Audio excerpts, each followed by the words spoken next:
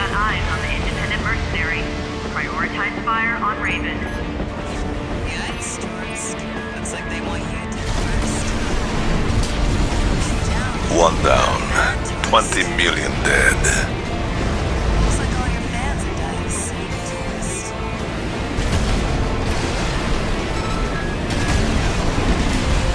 40 million.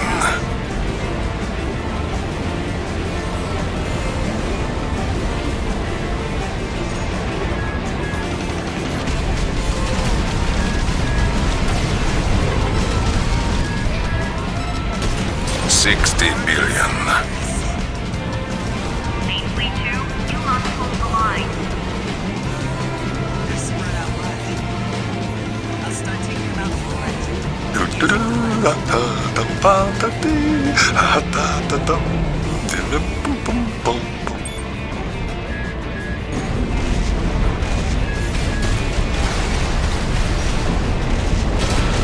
80 million.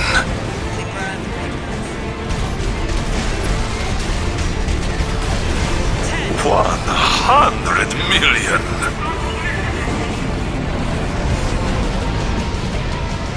Done. That's this sector done. Alright, welcome back everybody. We're looking at Lisa. You might recognize this build. This AC belongs to Old King, the Warmonger. So let's go ahead and get into the build, starting with the head. We went with the pan head, the Tian Kang, because, well, it's actually the closest looking one that Old King had on Lisa. Lisa had kind of a roundish looking pan head. This one's almost round. It's like mostly round. It's got kind of a square front but a round back. There. That's better than nothing. And it's still flat. As for the core, I went with the Orbiter, the CC2000 Orbiter, mainly because this is kind of what I usually go for when I'm trying to imitate the Ekazar core. Not out of like its use, but more so just because of what it looks like. The Ekazar isn't exactly the lightest weight core, but it is one of the lighter weight cores originally, where that makes the Orbiter not exactly the best, but the Orbiter is not exactly a slouch on weight. The Orbiter is really still pretty lightweight for a core. Moving on from there, we go on to the arms. I went with the Firmeza mainly because I didn't really have a good arm looks wise to go with, so I decided I was going to go with something that actually was practically probably the most optimal choice when looking at what weapons I was putting on this core. It kind of came down to being able to have a high firearm specialization but still also have decent recoil control. And as for the legs were kind of picked because Old King's Lisa originally had reverse joint legs, and I wanted to go with the lightest weight legs that could carry the weight of the weapons and gear on this thing anyway. So, and you know, you just kind of slow down a little too much when you put the spring chicken on there.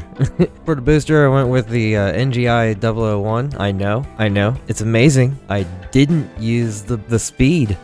I went with this one mainly because I wanted to have more quick boosts to be able to shoot more out of the way of the targeting of the arms. This way, I was hoping maybe, I don't know if it works this way or not, probably not, but maybe, hopefully it'll like take just a half a second longer or less still, but to get back on target. FCS, we're using the Oculus. You might be wondering why, because I have a rifle on here. Well, it's actually mainly because of the shotgun. While we do have a rifle and we do have missiles, we are still most optimal at short range, because rifles will still do damage to enemies at short range as long as they're aimed at them. And the missiles, you're meant to use the missiles while coming in. This is a kind of an in and out battle with this AC. Well, I went with the Yaba mainly because I wanted to get as much speed as possible. And since it was able to power this AC sufficiently, we're not really meant to fly for too long. We have plenty of jumping ability. Go as fast as I can.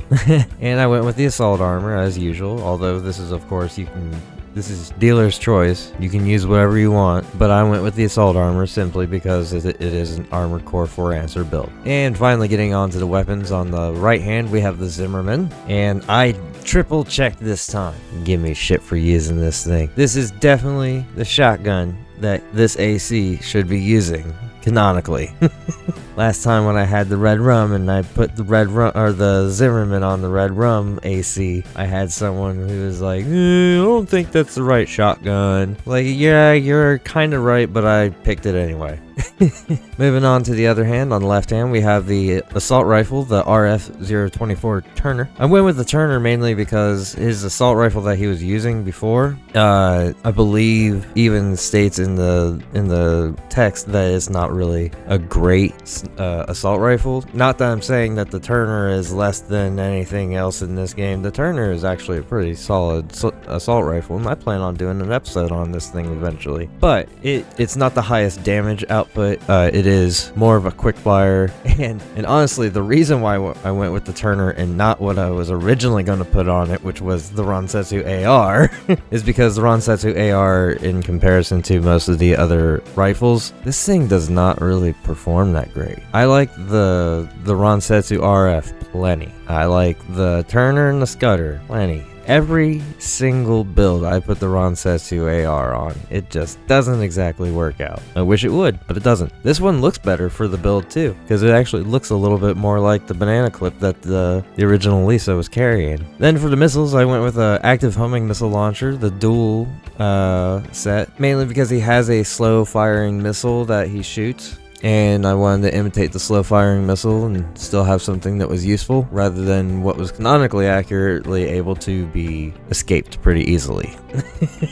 Because technically he was actually pretty easy to beat, in all honesty. He wasn't really hard to run away from. On his other shoulder, this I had to get a little bit weird. He originally had a chain gun on his back, not the big Gatling style looking chain gun, but he had a kind of looked like an upside down assault rifle chain gun looking thing, but it was like a top feed banana clip that went into it, blah blah blah. And since we don't really have any shoulder mounted ballistic weapons other than the Huxley won. And boy did it win with winning colors. That is the build, and the build was fun to put together. This was actually a really good one. I actually had very few problems in PvP. I didn't win every match. This was a purely fun build to play with. All the way through PvP, PvE, everything. I loved it all. I took it pretty much as long as I could actually take it for as much time as I had to. But anyhow, that's enough gushing about the build and talking about it. Let's go ahead and get into doing the PvE, well, the arena fight, and I'll show you some of the PvP I got into. Main system activating combat mode.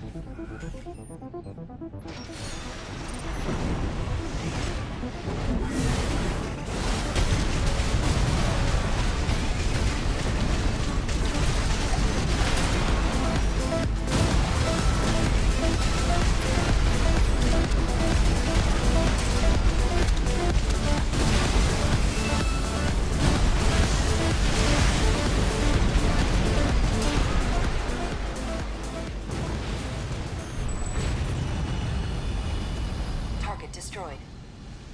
Concluding analysis. Well done.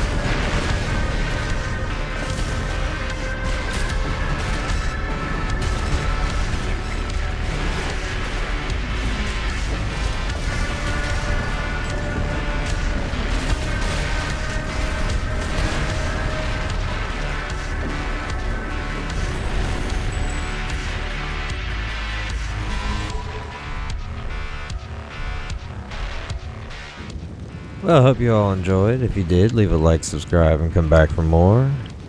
I'm going to go commit some more genocide.